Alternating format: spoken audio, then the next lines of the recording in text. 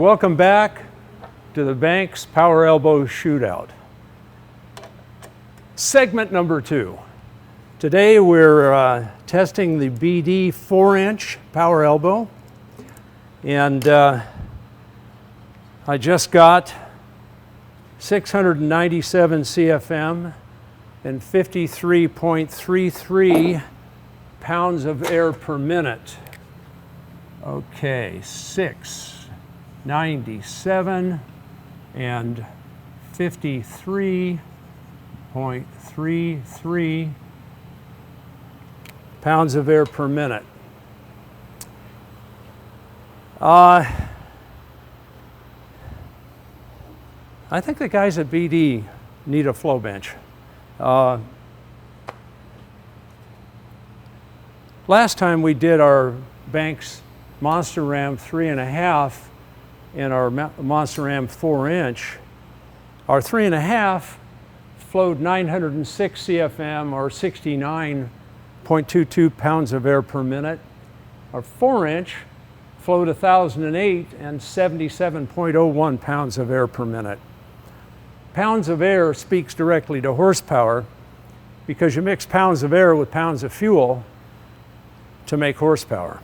So if you've got more pounds of air, you can make a lot more horsepower. In this case, we're testing all of these power elbows, or air horns as guys call them, at 10 inches of water or about 1/3 of a pound pressure drop through the casting. So we're testing them all at the same pressure drop. And as you can see, we're getting quite a bit different readings. So the BD, the stock mounting points that are on the stock casting for things such as wiring, etc., don't seem to be on the BD. There's also a port for your earlier 6.7s, like 7.5 through 12, for a temp sensor. That's not here either. I don't know where you put it. This is a plug they put to plug this hole, so I'm not sure where they expect you to put that temp sensor if you've got an earlier 6.7. It's got a 4-inch inlet. The wall thickness is a bit much. What we've done on our 4-inch is to CNC out the inlet. We found 40 CFM right there, by the way. So it's a bit constricted here, but the real issue with this, there's no place to mount your dipstick. We provided for that as well. The problem here is the outlet and the shape. It's almost purely rectangular in cross section, goes from round to a rectangle. Corners don't flow well. Going to a rectangle, even though the outlet is rectangular, is not the best way to get the job done. Looks like we've got about 300 CFM difference between this 4-inch and our Monster Ram 4-inch. It's all in what we've done from the hose joint to the outlet. There's where the difference is. We did not put a notch because we do a new fuel line, so you don't have to do the notch. The outlet on this thing, as you can see, is wildly restricted. So even though somebody took a ball end mill and danced around in here after it was cast, to kind of give the illusion of greater size, it doesn't do much for flow. Also, the provision for water meth injection is a real important thing to us. We do our own water meth, which we call straight shot, targeting the nozzles so they don't wet the opposite wall or spray on the top or bottom of the piece is pretty darn important. On ours, we put the bungs here and we spray into this big cross section of diffused air. So you get a great mix of water meth, get the maximum cooling effect, and a great mixture. On the BD, there are two bungs, water meth, I would assume, or a boost gauge, whatever you want to do, but it kind of hits the opposite wall. So there you have it. There's the BD. Our price point, $339 on our natural 3.5 inch, $369 on our natural 4 inch. You can compare to whatever BD gets for this. I'll see you next time, and we'll test another one.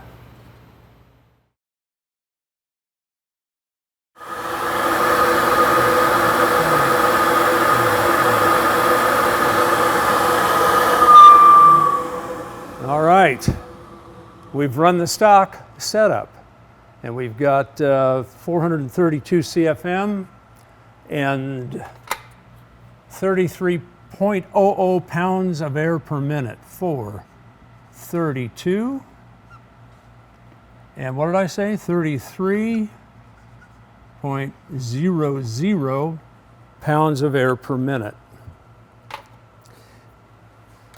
So let's have a look at the stock setup. Of course, this is the stock 6/7 intake assembly, intake elbow assembly. And it has a throttle, which is common on highly EGR diesels. It has an inlet area, this being the gasket. You can see there's a huge opportunity for improvement there. And it mounts some emissions equipment on top here, the exhaust gas in. This one has a plate on it where the previous owner has modified it for racing purposes.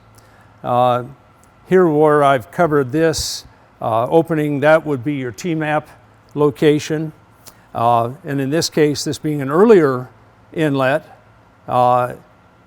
it's intake manifold temperature only, and intake manifold pressure only. It's a map sensor, and your temperature is a separate probe that goes in right there. And then there's some mounting positions for wire looms and things of that nature, and a mounting position for the dipstick. So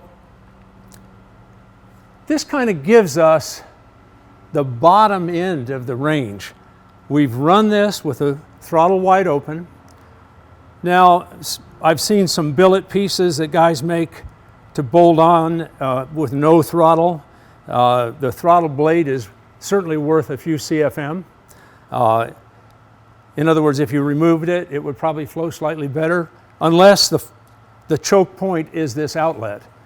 And I seriously believe that this thing is more choked here than it is here, which means removing the butterfly will have a minimal effect. You gotta have a flow bench to confirm that, but that's my thought. So 432 CFM in a pure race setup here with no intake grid heater assembly underneath it. And of course, this also restricts flow. So these two together are pretty horrible.